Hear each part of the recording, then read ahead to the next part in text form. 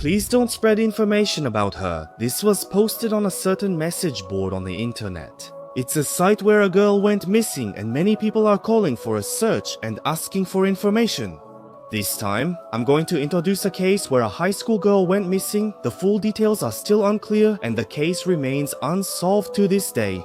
The Nomura High School Girl Disappearance Case, October 30th, 2012. After attending a high school in Yamagata, Ms. Fujiko, who was 16 years old at the time, went missing. She disappeared at night. The police immediately started searching for her, but even after a week, they were unable to find her.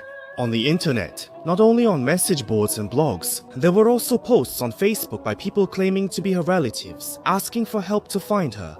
Her height, body type, hair, the clothes she was wearing before she disappeared, her name, and photos of her face were all made public, and this information quickly caught the attention of people who had nothing to do with her. Did the call for help have an effect? Around 12:30 a.m. on October 30th, there was information that a girl was seen walking on the sidewalk near Mama no Mori at Lake Yamanaka. And then, around 6 a.m. on November 3rd, there was a report that someone who looked like her was seen near the Harimomi Lin Kamimura traffic signal. In addition to calling for information, her cell phone was also used to try to get clues. They contacted the phone company to try to get the call history from her phone. However, the police were not involved in this action, and perhaps due to privacy protection, the phone company refused, saying that even if they called her phone, she wouldn't answer. After that, calls for information were made through the city's disaster prevention broadcast, and flyers about her were created. A full-scale search was conducted day after day, but since she went missing, her whereabouts have remained unknown. About a week later, in early November, unfortunately, she was found in a drastically changed state at Lake Yamanaka. After that, perhaps because it was determined that there was no criminal involvement, after it was reported in the newspapers on November 11, 2012 that her funeral would be held, this case was never covered again in newspapers or on the news. Because of this, the full details of this case have not been revealed, and that's exactly why. A certain rumor about her began to spread. Was she actually killed by someone? In fact, when she went missing, various things happened that seemed to support this rumor. Posts were made on websites asking for information about her, but on one particular site, a comment like this was posted. "Sorry for the sudden message, but please don't spread information about her. The other girls in her club are being bothered by this. If you have nothing to do with it, please don't get involved. Also, please don't use her real name." The reason we're searching for her by name this time is because she is a minor. Minors' personal information. If their information is exposed, it will only put them in danger. Even if you know something, please don't share such detailed information. Please, I'm asking you not to get involved in this any further. The only people who know about this are 3 of us. Myself, who was consulted, and 2 others from her club. No one else. Please don't spread uncertain information. It's true that it might not be good for someone who knows nothing to call out her real name, but why? Are the other members of her club being bothered by this? It's true that if she is found safe, there is a chance that spreading information could cause various problems. However, if you truly wish for her safety and are serious about finding her, I think it's very effective to share her clothing and appearance at the time with many people to gather eyewitness information. So why are people trying not to spread it? As I looked deeper into this case, what became apparent in the background was bullying. She was a member of the Naginata club in high school. Although there is no definite proof, it is suspected. It seems that she participated in the team competition at the prefectural tournament just before, but she wasn't able to achieve good results in that match.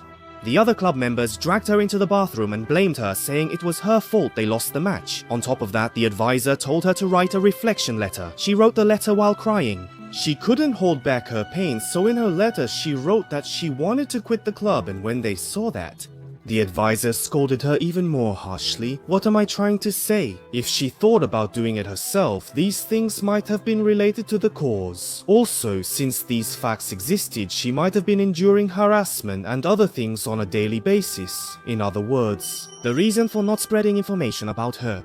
That might be because they were afraid that the facts about this bullying would come to light. Another important point is that only 3 people, including myself, knew about this. It is believed that she participated. The team event for swords is a 3-person competition, and the only other people who know the facts are those who also participated. What if we consider the 2 club members and the advisor, making 3 people? If that's the case, it leads to the reason why she disappeared.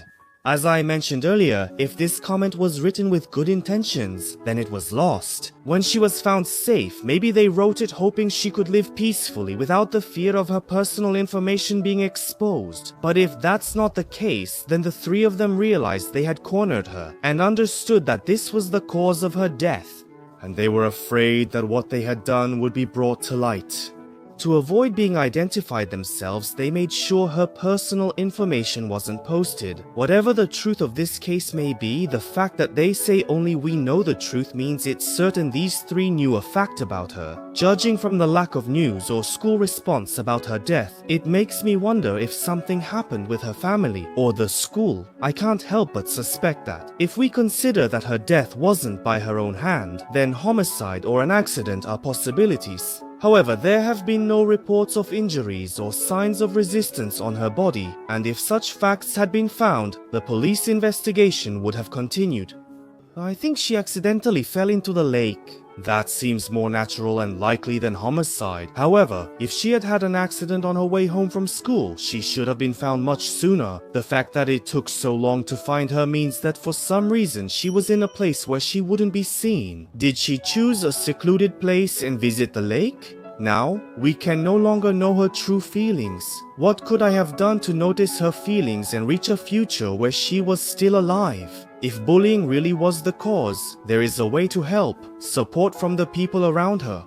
There may be people around you who are struggling with similar problems. If you notice that, just being there for them is enough. I don't think many people who are being bullied can cry out for help loudly, but keeping that pain to yourself, I think there are even fewer people who can bear it all alone. If you are struggling with something right now, I hope you can start by reaching out, even just a little. There are many incidents not only related to bullying, but also to other worries, and it's a very difficult problem. But I hope that through each person's actions, even one more life can be saved. Well then, that's all for today. Thank you for watching.